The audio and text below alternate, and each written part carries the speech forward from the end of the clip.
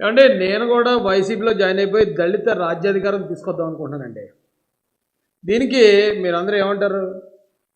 చాలామంది తెలివైన వాళ్ళు అయితే అదే రాయేష్ దళిత రాజ్యాధికారం తేటానికి వైసీపీలో జాయిన్ అవ్వడం ఏంటి? జగన్మోహన్ రెడ్డి గారు ఏమన్నా దళితుడా? లేకపోతే నువ్వు పార్టీలో వైసీపీలో జాయిన్ అయితే నేను ఏమన్నా పార్టీ అధ్యక్షుని చేసి ముఖ్యమంత్రిని చేస్తాడా? వైసీపీలో జాయిన్ అయితే ఎలా దళిత రాజ్యాధికారం వస్తుందని అడుగుతారు కదా. నన్ను అయితే అలాగ అడుగుతారు. మరి అదే మాట తోట తిరుమూర్తులు గారు, లేకపోతే ముద్రగడ పద్మనాభం గారు, లేకపోతే మరొక పేర్ని నాని గారు, అంబటి రాంబాబు గారు అడిగితే చెప్తే వాళ్ళనైతే అడగరు. వాళ్ళు వైసీపీలో ఉంటూనే కాపులకు అధికారం తీసుకొస్తాం, కాపులకి మేలు చేసే పార్టీ, లేకపోతే మరొకటి అని వాళ్ళు చెప్పచ్చు. అప్పుడు మీరెవరో కూడా ఏ ఆయన రాజశేఖర రెడ్డి గారు ఏమన్నా కాపా, లేకపోతే జగన్మోహన్ రెడ్డి గారు కాపా, లేకపోతే ఈ కాపు నాయకుల్లో ఎవరినన్నా ముఖ్యమంత్రిని చేస్తానడా జగన్ రెడ్డి? ఎలాగది కాపుల పార్టీ అని మాత్రం అడగరు, నన్ను మాత్రం అడిగేస్తారు. ఏం దారుణం అండి ఇది. ఈవేళ తోట తిరుమూర్తులు గారు మీటింగ్ పెట్టారట కాపు నాయకులతో. కాపులకి ఇది కావాలంటే వైసీపీలోనే ఉండాలి, వైసీపీని మనం నిలబెట్టుకోవాలి. పవన్ కళ్యాణ్ గారు వెళ్ళి చంద్రబాబు నాయుడు గారికి తాకట్టు పెట్టేశారు కాపు జాతిని అని చెప్పి వాళ్ళు మాట్లాడుతున్నారు. వాళ్ళని మాత్రం ఏమన్నారు? ఏంటండి నాకు అర్థం కాదు. అంటే జగన్మోహన్ రెడ్డి గారు వైసీపీ పార్టీ ఈ వ్యవహారమే విచిత్రంగా ఉంటుంది. ఎందుకు చెప్తున్నానంటే ఇది, ఇప్పుడు సాయికృష్ణ ఒక సిఐ గారి చేతిలో చనిపోవడం ఏదో జరిగింది సంథింగ్. ఆ సిఐ గారు కాపే, సాయికృష్ణ కాపే. అయితే మొత్తం వైసీపీ వాళ్ళు రాష్ట్ర వ్యాప్తంగా కాపుల మీద దాడి, కాపులను చంపేస్తున్నారు, కాపులకు రక్షణ లేదని చెప్పి అసలు సిగ్గు ఎగ్గు లేకుండా ప్రెస్ మీట్లు పెడుతున్నారు. అదేంటి ఇద్దరు కాపుల మధ్యలో జరిగిన ఘటన అది.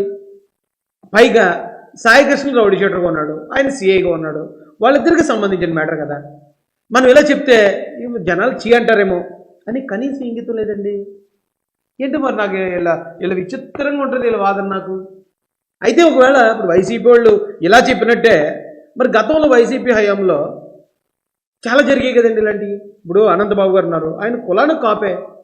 ఆయన ఒక డ్రైవర్ని చంపేసినప్పుడు, డోర్ డెలివరీ చేసినప్పుడు వైసీపీ ఎమ్మెల్సీ అని మాట్లాడిన తప్ప మేము కాపులు దళితులను చంపేస్తున్నారు అన్నావా? అను. ఎందుకంటే మాకు ఇంగితం ఉంది. ఒక అనంతబాబు గారు తప్పు చేస్తే మొత్తం కాపు కులాన్ని ఎలాగంటామని ఇంగితం మాకుంది. అలాగే జక్కంపూడి రాజా గారి నియోజకవర్గంలో శిరోమండనం జరిగి మొత్తం అన్ని వేళ్ళు కూడా జక్కంపూడి రాజా గారి వైపే చూపిస్తున్నా సరే మేము ఎప్పుడు కూడా కాపులు శిరోమండనం చేశారని అనలేదు. జక్కంపూడి రాజా గారి ఇలాకాలో ఇలా జరిగింది, దాన్ని చర్యలు తీసుకోండి అదే మాట్లాడాం. అవినాష్ రెడ్డి గారు వివేకానంద రెడ్డి గారు మర్డర్లో ఉన్నప్పుడు రెడ్లు అందరూ మర్డర్లు చేస్తున్నారని రెడ్లందరినీ అనలేదండి మేము. అలాగే లెక్కర్ స్కామ్ కానీ ఏ స్కామ్ అని తీసుకోండి, వైసీపీలో మ్యాక్సిమం అందరూ రెడ్లే ఉంటారు. అందుకని రెడ్డి కులాన్ని మొత్తం టార్గెట్ చేయాలా? మరి తప్పు కదండి అది. మరి వీళ్ళు ఎందుకు ఇలా బిహేవ్ చేస్తున్నారో నాకు అర్థం కాలే. పైగా టార్గెట్ పవన్ కళ్యాణ్ గారు. నా తెలియక అడుగుతానండి, ముద్రగడ పద్మనాభం గారిని కానీ లేదా అంబటి రాంబాబు గారు, పేర్ని నాని గారు, మీరు ఎవరైతే ఉన్నారో మీరు పవన్ కళ్యాణ్ గారి కన్నా చాలా సీనియర్ లీడర్స్. మీరు జక్కంపూడి రాజా గారి నాన్నగారు జక్కంపూడి రామ్మోహన్ రావు గారు, ఆయన కూడా చాలా పెద్ద పేరున్న నాయకుడు, చాలా పెద్ద లీడరు.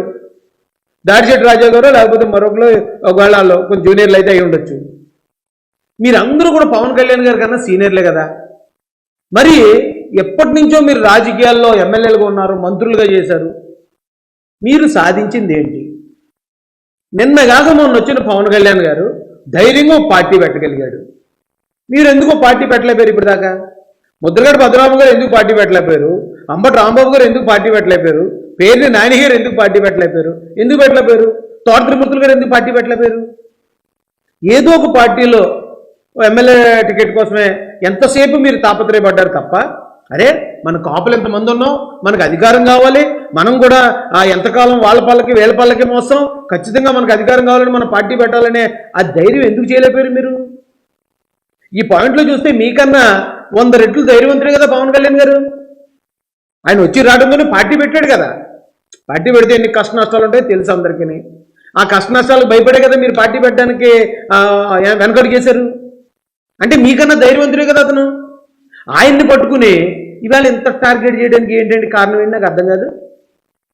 ఇప్పుడు ఆయన పార్టీ పెట్టాడండి చంద్రబాబు నాయుడు గారితో, అంటే 40 సంవత్సరాల చరిత్ర కలిగిన నేషనల్ పార్టీతో పొత్తు సాధించాడు ఆయన.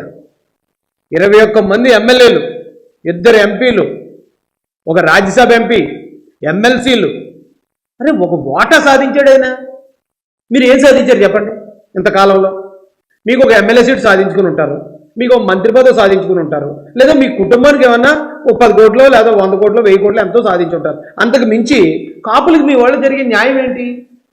మీ వల్ల ఒరిగింది ఏంటి? ఇవాళ కాపు కాపు అని మాట్లాడుతున్నారు బయటకు వచ్చి, కేవలం పవన్ కళ్యాణ్ గారిని టార్గెట్ చేయడానికి, తద్వారా చంద్రబాబు నాయుడు గారిని తెలుగుదేశం పార్టీకి కాపులను దూరం చేయాలని ప్రయత్నం చేస్తున్నారు. తెలుగుదేశం పార్టీలో టాప్ లీడర్స్ అందరూ కాపులే కదా. ఇదేం లెక్క నాకు అర్థం కాలేదండి. ఇప్పుడు ఒకవేళ నిజంగా మీరు అంత తోపులు అనుకుందామండి, కాపుల మీద మీకు అంత అభిమానం ఉంది, ఎవరైతే నేను తోట తిరుమతులు గారు, ముద్రగడ పద్మనాభం గారు, పేర్ని నాని గారు, అంబటి రాంబాబు గారు, దాడిశెట్టి రాజా గారు, జక్కపడ్డారు, మిమ్మల్ని చెప్తున్నాను, మీరు పార్టీ పెట్టండి.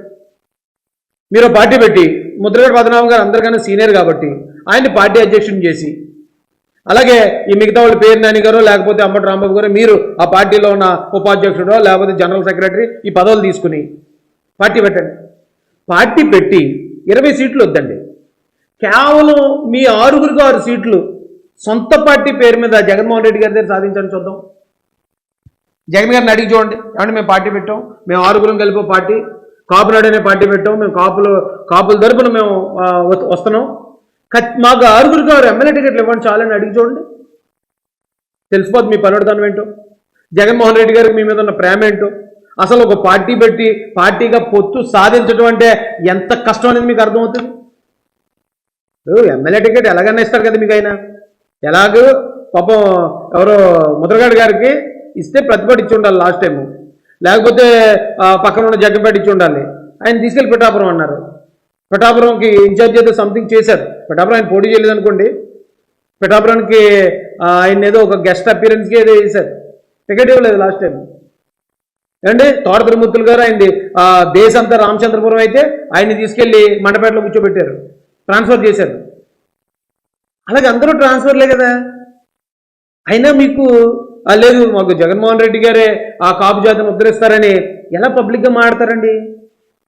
ఎలా పవన్ కళ్యాణ్ గారిని ఎలా విమర్శిస్తారు మీరు? విమర్శించడానికి మీకు ఏ అర్హత ఉంది అసలు? ఆయన పార్టీ పెట్టాడు సరే, చాలామంది కొంతమంది విమర్శిస్తారు అనుకోండి, విమర్శించనివ్వండి. చాలామంది పదవుల్లో ఈ రోజున కాపుల్ని కూర్చోబెట్టారు కదా సొంత పార్టీ పేరు మీద. మీరు ఏం చేశారు? ఏం చేశారని ఈ రోజున ఇంత రాద్ధాంతం చేస్తున్నారండి? నాకు అర్థం కాదు. పెట్టండి, పార్టీ పెట్టండి. పార్టీ పెట్టి ఇదే తోట తిరుమూర్తులు గారు మీరు రామచంద్రపురం నుంచి మీ సొంత పార్టీ కాపునాడని పెడతారా లేకపోతే కాపు రాజ్యం అని పెడతారా? ఎదురు పెట్టండి, ఏదో పేరు పెట్టండి, పెట్టి కాపుల కోసం పనిచేయండి, మేము కూడా ఆనందిస్తాం. అదేం తప్పు కాదు. మీరందరూ సీనియర్ లీడరు, అందరూ కూడా మంత్రులు చేసిన వాళ్ళు, ఎమ్మెల్యేలు చేసిన వాళ్ళు ఉన్నారు, పెద్ద పెద్ద నాయకులు. కోట్ల రూపాయలు మీ దగ్గర ఉంది, పెట్టండి, పార్టీ పెట్టి జాతి కోసం పనిచేయండి సార్. అంతేగాని మీరేమో వేరే పార్టీలో ఉండి వేరే పార్టీ కోసం మీరు ఎమ్మెల్యేలుగా పనిచేసుకుంటూ, ఒక పార్టీ పెట్టిన పార్టీ అధ్యక్షుడు పొత్తు సాధించి అన్ని ఎమ్మెల్యే ఎంపీ సీట్లు సాధించిన ఆయన్ని ఊడిగించేస్తున్నాడు అంటారా? ఆయన అంత సాధించిన ఆయన ఊడిగించేస్తున్నాడు అని మీరు అంటూ ఉంటే మరి మీరేం చేస్తున్నట్టండి? ఒకసారి మిమ్మల్ని మీరు పరిశీలించుకోండి. నేను చెప్పలేండి, ఎందుకంటే మీ అందరంటే నాకు రెస్పెక్ట్ ఉంది. ఒక పార్టీ ఇండిపెండెంట్గా ఒక పార్టీ పెట్టి ఆ పార్టీని ఈరోజు రాజ్యాధికారంలో భాగస్వామ్యం చేసి ఒక డిప్యూటీ సీఎం స్థాయిలో ఆయన కూర్చుని అంతమంది ఎమ్మెల్యేలు మంత్రులు ఈ పదవులన్నీ సాధించుకుంటే ఆయన్ని ఉడిగించేస్తున్నాడు అంటారు. మరి మీరు ఏం సాధించారు? ఆయన నా మాట అనటానికి మీరు సాధించింది ఏంటి చెప్పండి నాకు. ఇప్పుడు నిజంగా ఈ రోజున వెంకటాయపాలెంలో మీటింగ్ జరుగుతుంది. మీ అందరికీ నిజంగా చిత్తశుద్ధి ఉండి నిజంగా పౌరుషం ఉంటే పార్టీ అనౌన్స్ చేయండి. పార్టీ అనౌన్స్ చేసి ఇంకో కాపులో మనం ఇంతమంది లీడర్స్ ఉన్నాం కదా, ఇంతమంది ఎమ్మెల్యేలు ఉన్నాం కదా, ఖచ్చితంగా మనం పవన్ కళ్యాణ్ గారిని నువ్వు పొత్తు పెట్టుకున్నావు అన్నందుకే మనం విమర్శిస్తున్నాం కాబట్టి మనం ఒక పార్టీలో ఉంటూ ఆయన అంటానికి మనకు అర్హత లేదు కాబట్టి మనం పార్టీగా పెట్టి మా పార్టీ ఇండిపెండెంట్గా మనం సింగిల్గా పోటీ చేస్తూ అప్పుడు నువ్వు ఎందుకు పొత్తు పెట్టుకున్నావు అని పవన్ కళ్యాణ్ గారిని మనం ప్రశ్నిద్దాం అని చెప్పి మీరు ప్రశ్నించండి. ఏమో రేపు పొద్దున పవన్ కళ్యాణ్ గారు కూడా మీతో పొత్తులకు వస్తాడేమో, కలిసి ముందుకెళ్ళే అవకాశం ఉంటుందేమో. అలా చేస్తేనే మీకు నిజంగా కాపుల మీద చిత్తశుద్ధి ఉన్నట్టు. అలా కాకుండా ఏదో సాధించిన వ్యక్తిని వెనక్కలాగేది పీతల మంగం కథ ఉంటుంది కదండి మనకి గోదావరి జిల్లాలో.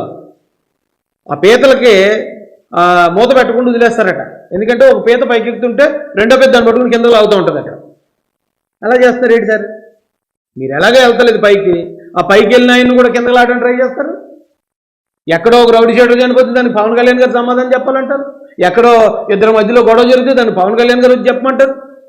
ఎప్పుడూ లేనిది ఈ కాపు జాతిని కూడా మీరు ఏంటో బలహీనమైన జాతిగా మా మీద దాడులు జరుగుతున్నాయి, మా మీద ఇది జరుగుతున్నాయి, మమ్మల్ని కొట్టేస్తారు, మమ్మల్ని చంపేస్తారంటూ ఏంటండి ఇది? ఈ పేద ఎడుపులు ఎందుకు? కాపులు బలవంతులు. ఒకవేళ ఎక్కడ ఒకటేరా జరిగితే జరిగి ఉండొచ్చు. ఇప్పుడు దళితుల మీద దాడులు జరుగుతున్నాయి మేము అనేవాళ్ళం అండి. ఎందుకంటే మా వాళ్ళు కొంచెం బలహీనంగా ఉంటారు, రాజకీయంగా బలహీనంగా ఉన్నాం కాబట్టి. ఏ పార్టీ వచ్చినా అక్కడ ఎమ్మెల్యేలుగా కాపులే ఉంటున్నప్పుడు కాపుల్ని బలహీనలు చేసేసి మా మీద దాడులు జరిగిపోతున్నాయి బాబు, మా మీద ఏదో జరిగిపోతుందని క్రియేట్ చేసి ఆ కాపులకున్న బ్రాండ్ ఇమేజ్ని దెబ్బతీసేస్తున్నారేంటి? ఓన్లీ జగన్ గారికి మేలు చేయడానికి. చాలా తప్పండి ఇది. పెట్టండి, పార్టీ పెట్టండి సార్. పార్టీ పెట్టి మీరే ఇవ్వండి, సీట్లు ఇవ్వండి. జగన్ గారిని పొత్తు అడగండి. 21 సీట్లు వద్దు, 6 ఇమ్మనండి మీ 6గురికి మీ పార్టీ పేరు మీద. లేదా ఆయన ఇవ్వనన్నాడు అనుకోండి, మీరు సింగిల్గా పోటీ చేయండి. పోటీ చేసి 175 నియోజకవర్గాల్లో కాపులకి, బీసీలకి, ఎస్సీలకి మీరు సీట్లు ఇవ్వండి. ఆ స్థాయి ఉన్న వ్యక్తులే కదండి. జగన్మోహన్ రెడ్డి గారు కూడా మీకన్నా జూనియరే కదా. ఇప్పుడు ముద్రగడ్డ గారితోనూ అలాగే అంబటి రాంబాబు, పేర్ని వీళ్ళందరూ కూడా రాజశేఖర రెడ్డి గారితో పనిచేసిన వాళ్ళు కదా. జక్కపూడి రామ్మోహన్ రావు గారు కూడా రాజశేఖర రెడ్డి గారికి సమకాలీకులు కదా. వాళ్ళ వారసులకు వచ్చిన వాళ్ళే కదా, మీరు వాళ్ళతో పనిచేసిన వాళ్ళే కదా. ఈవేళ మీకన్నా జూనియర్ అయిన జగన్మోహన్ రెడ్డి గారి దగ్గర పనిచేయడానికి ఏంటండి అలాగా? కొంచెం చేస్తే చేశారు, దాన్ని కాదంటలే. అవును, ఖచ్చితంగా నాయకులందరూ ఏదో పార్టీలో ఉంటారు, వెళ్ళొచ్చు, తప్పలేదు. ఎదుటోళ్ళని ఎలా మీరు పాయింట్అవుట్ చేస్తారు? ఎదుటోళ్ళని ఎలా వేలెత్తి చూపిస్తారు? నచ్చలేదండి నాకు. ఏదైనా చేస్తే ఇలా చేయండి, అప్పుడు మిమ్మల్ని పౌరుషంగా జనాలు యాక్సెప్ట్ చేస్తారు. లేదంటే ఇదేంటి మీరు ఎవరికో బానిసత్వం చేయడానికి ఇండిపెండెంట్గా పార్టీ పెట్టి ఏదో సాధిస్తూ ముందుకెళ్లే వ్యక్తిని ఎలా కాళ్ళు పెట్టుకుని లాగుతారని అదే కాపు యువత మిమ్మల్ని ప్రశ్నిస్తారు.